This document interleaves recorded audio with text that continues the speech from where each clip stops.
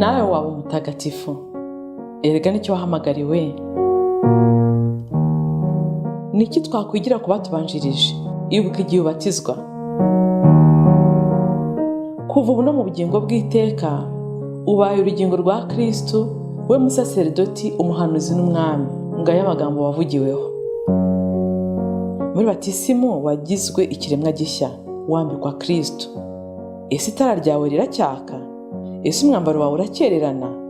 Humura, garukira Imana. Abatagatifu n'abanyabyaha bababariwe. Akira Kristo. Ikiganiro ibirari by'ubutagatifu mukigezwa na Beata Mukarusanga, umukristo wubase urugo.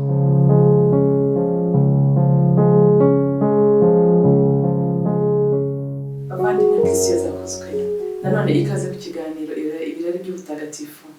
Uyu munsi ndashaka kubaganiriza ku mutagatifu uzatuyobora buhoro buhoro mu guhimbaza imboneka z'ukwezi, bitewe n'uko mu muryango yashinze havuyemo wadutoje ubwo buryo bwo kuyoboka umutima mutagatifu wa Yezu.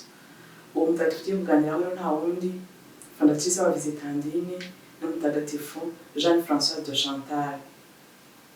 Mu gutegura kino kiganiro natekereje cyane ku bantu ba Françoise, ba Chantal, ba Francine, ba France, Marie France n'abandi. Mwese ikiganiro mukibonemo cyane mugisanize n'abandi.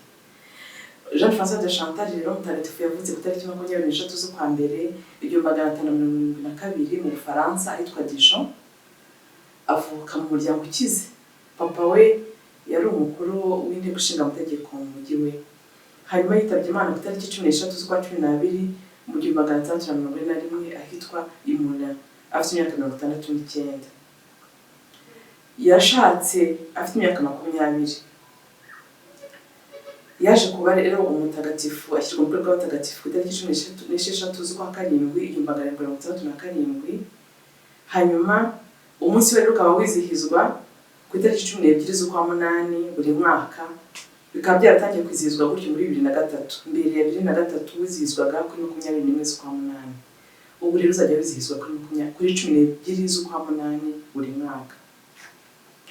Jeanne Françoise de Chantal akiri mutoya yakuze akunda cyane Bikira Mariya, akirinda kumubabaza, bityo akizirika ku migenzo myiza amwigiraho. Byamutumye rero aba umukobwa mwiza pe witonda, ntabwo ubukire bwabo bwamurangaje ngo asamahare.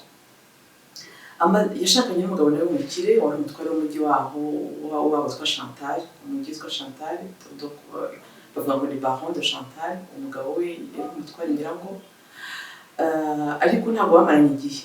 Mu myaka 9 bamaranye yonyine barabyaranye abana 6. Bane nibo babayeho, 2 bitabye Imana ari bato cyane. Kuri imyaka 29 yahise apfakara. Umugabo yagiye guhiga, yagira accident muri uwo muhigo we.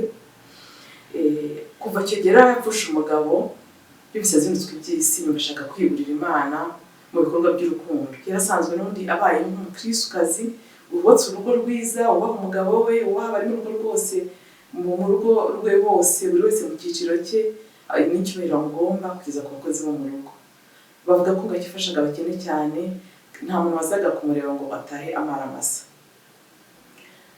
Amaze rero gupfakara nibwo yatangiye kwegereza Imana kurushaho, yumva nta n'ikimuziga, bituma abona n'umuyobozi wa roho udasanzwe wamufashije kugera ku mutagatifu. Uwo nta wundi ni Mutagatifu Fransiska wa Sales.